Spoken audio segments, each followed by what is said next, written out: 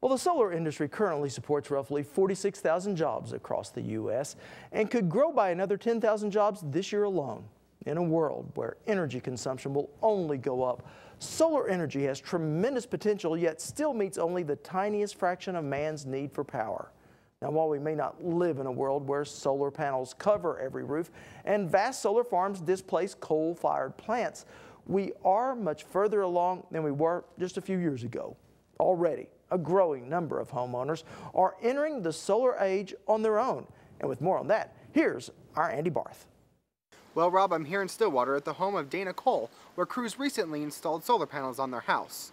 Solar energy is becoming a thriving industry that is quickly becoming a household concept. Catching some sun rays doesn't mean what it used to.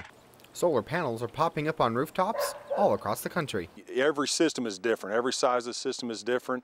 So it just depends on what size of system you're putting in. Chris Gary is the general manager for Sun City Solar Energy in Oklahoma City, where they offer a wide range of solar energy services. We have solar hot water systems help reduce natural gas costs if you have natural gas solar or hot water heater and or electric heater. We also have solar pool heating systems. If anybody's ever heated their pool with gas with a regular heater, they'll see how quick they get a return on their investment. And these systems aren't just cost effective. They can hold their own in Oklahoma weather.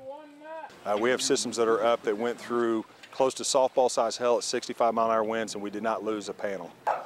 And the statistics are convincing enough for homeowner Dana Cole. I've already seen some results and been pleasantly surprised just right after it came online.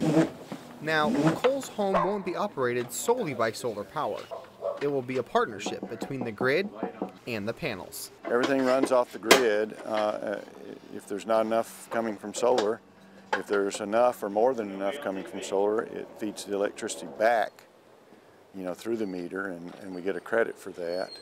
So everything just evens out. It's like the grid is a great big battery for us.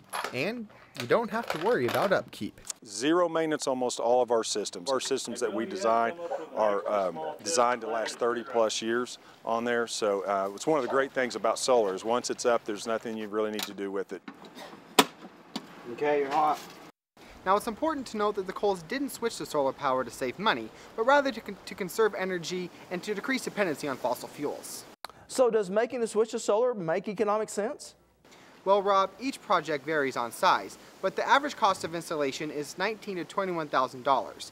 Now, before we cringe, that's before the federal government kicks in a 30% tax credit just for switching to solar power. All right, thank you so much, Andy.